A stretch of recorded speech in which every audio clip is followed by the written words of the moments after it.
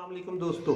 आज हम एक बहुत अहम मौजू पर बात करेंगे क्योंकि गवर्नमेंट ऑफ पाकिस्तान ने आने वाले साल के बजट में हायर एजुकेशन कमीशन के फंड्स में शदीद कमी कर दी है, जिससे पाकिस्तान में जितनी सरकारी जामियात हैं उनके लिए एक खतरे की घंटी बजनी शुरू हो गई है। और इसके साथ साथ हमारे जो नौजवान हैं उनको क्वालिटी एजुकेशन और हायर एजुकेशन शायद उनकी पहुंच से दूर निकल जाए। आज के सेशन में हम सबसे पहले बात ये करेंगे कि गवर्नमेंट ने आने वाले साल के बजट में हायर एजुकेशन के फंड्स में कितनी कटौती की,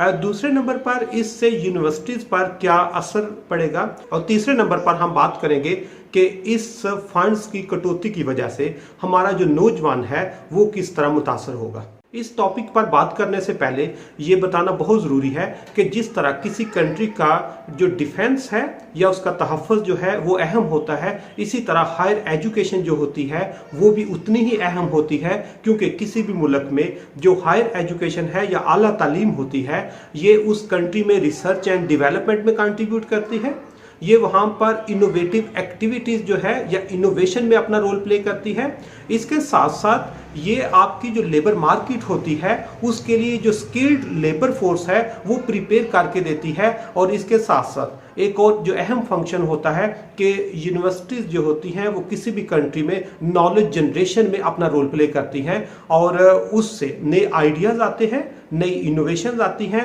न्यू डेवलपमेंट्स होती हैं जो किसी भी कंट्री की सस्टेनेबिलिटी के लिए बहुत ज़रूरी होती है। इसी सिलसिले में सबसे पहले मैं आपके साथ ये शेयर करूंगा कि हुकूमत पाकिस्तान ने अगले साल 2022-23 के बजट में हायर एजुकेशन के कमीशन के फंड्स में शदीद कटौती कर दी है, क्योंकि HEC ने वजारत ख़जाना को 105 अरब रुपए की जो है वो डिमांड की, जिससे उनके जितने रनिंग एक्सपेंसेस हैं या यूनिवर्सिटीज़ में जो उनके प्रोजेक्ट्स चल रहे थे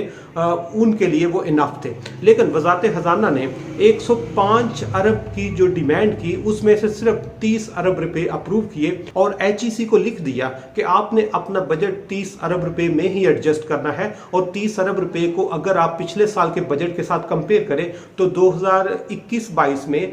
HEC का जो बजट है वो 66 अरब रुपए था, और 66 अरब रुपए में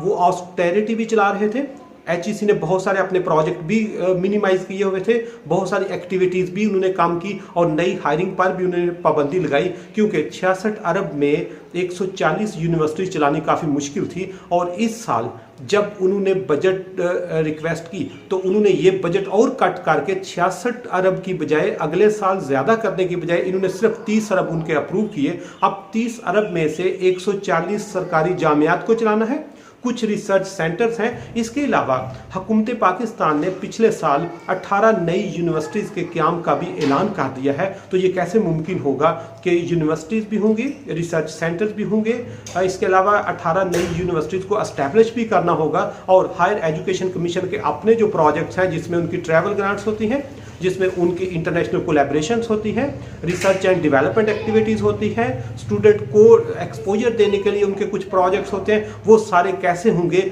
ये एक बहुत मुश्किल क्वेश्चन है। जिस वक्त वजारत ख़जाना ने हायर एजुकेशन कमीशन को खत लिखा कि हम आपका सिर्फ 30 अरब रुपए अप्रूव कर रहे हैं, उसी वक्त हायर एजुकेशन ने पाकिस्तान की तमाम सरकारी यूनिवर्सिटीज़ के वाइस चांसलर को एक वर्चुअल मीटिंग, ऑनलाइन मीटिंग में उनको रिक्वेस्ट की, और उसमें तकरीबन 120 वाइस चांसलर ने शिरकत की और उनको फंड्स की कमी का बताया कि इतने कम फंड हो गए हैं कि इससे शायद हमारे जो रनिंग प्रोजेक्ट्स हैं वो भी मुकम्मल ना हो पाए। नई जो यूनिवर्सिटीज़ हैं उनको इस्टेब्लिश करना तो आउट ऑफ द क्वेश्चन है, उस पर उन्होंने कहा हम बात भी नहीं कर सकते। जिस वक्त हायर एजुकेशन कमीशन ने तमाम वाइस चांसलर को अपने बजट की कटौती पर ब्रीफ किया तो उस पर जो मुख्तलिफ जो डिस्कशंस हुई उसका कंक्लूजन ये था कि कुछ वाइस चांसलर ये कह रहे थे कि जो पब्लिक सेक्टर यूनिवर्सिटीज़ हैं ये नॉट फॉर प्रॉफिट होती हैं, ये प्राइवेट सेक्टर की तरह प्रॉफिट पे फोकस नहीं कर सकते, क्योंकि इनका फोकस आप जो यूथ होती है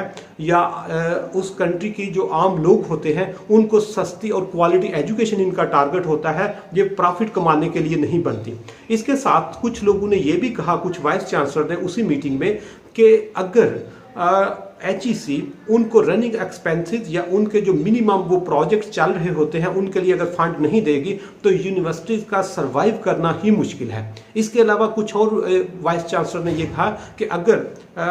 इतनी कटौती के साथ यानी 30 अरब के साथ 140 यूनिवर्सिटीज़ को चलाना मुश्किल है, इसके लिए शायद हायर एजुकेशन कमीशन को कुछ यूनिवर्सिटीज़ बंद भी करनी पड़े या कुछ यूनिवर्सिटीज़ को अपने कुछ प्रोग्राम बंद करने पड़े या अपने कुछ रिसर्च सेंटर्स बंद करने पड़े ताकि वो इस जो रनिंग एक्सपेंसेस है इसको मैनेज कर सके। इसके साथ कुछ वाइस चांसलर ने यह भी कहा कि अगर हमें यूनिवर्सिटीज़ बंद करने के साथ कुछ प्रोग्राम और कुछ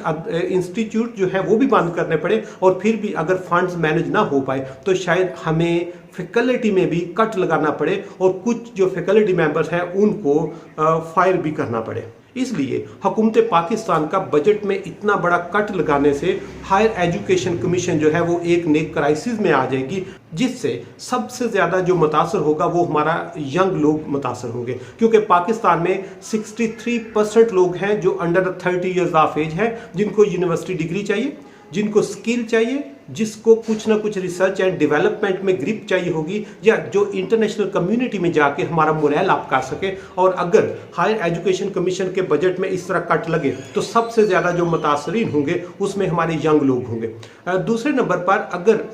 फंड्स में कटौती होती है तो उससे यकीनन यूनिवर्सिटीज़ को अपनी फ़ीस बढ़ानी पड़ेगी, और जब फीस बढ़ानी होगी, पहले ही यूनिवर्सिटीज़ की फ़ी बहुत ज़्यादा है, पहले ही डिग्री बहुत महंगी है, और अगर मज़ीद फंड्स की कमी की वजह से वो अपनी फ़ी बढ़ाते हैं तो उससे जो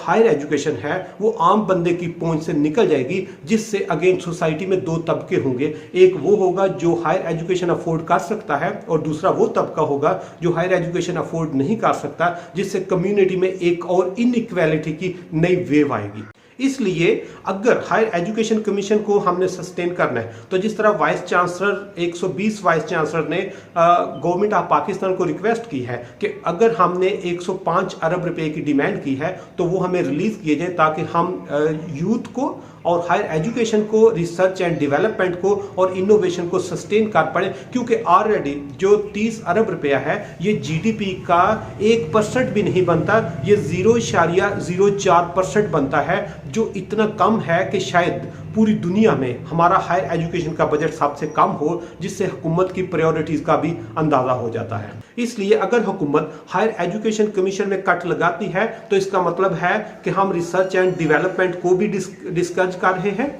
हम इनोवेशन को भी डिस्करेज कर रहे हैं, हम अपनी यूथ को भी डिस्करेज कर रहे हैं, जो हमारी सस्टेनेबिलिटी के लिए एक बहुत बड़ा लम्हा फिक्रिया भी होगा। इसके अलावा पूरी दुनिया सस्टेनेबल डेवलपमेंट की बात करते हैं, और सस्टेनेबल डेवलपमेंट हायर एजुकेशन के बगैर पॉसिबल ही नहीं है। इसलिए ये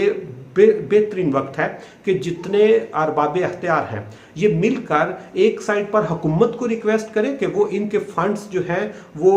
और हायर एजुकेशन को प्रायोरिटी में शामिल करें। इसके साथ साथ इनके पास यूनिवर्सिटीज़ के पास करीम होती है, इनके पास इंटेलेक्चुअल लोग होते हैं, इनके पास विजनरी लोग होते हैं, इन सब को एंगेज करके अपनी जो कम्युनिटी में है या अपने जो बिजनेस इन्वायरमेंट है या अपने जो रीजनल इश्यूज हैं उन पर कुछ ना कुछ इस तरह की एक्टिविटीज जनरेट करें कि एक साइड पर तो हायर एजुकेशन कुछ ना कुछ सपोर्ट करेगी, लेकिन इसके साथ साथ वो अपने फंड्स जो है वो जनरेट करने के काबिल हो जाएं, ताकि वो अपने आप को सस्टेन कर पाए। अदरवाइज सस्टेनेबिलिटी जब मुश्किल होगी तो उससे हमारी यूथ मुश्किल में होगी, और जब यूथ मुश्किल में होगी तो उससे पूरा पाकिस्तान मुश्किल में होगा।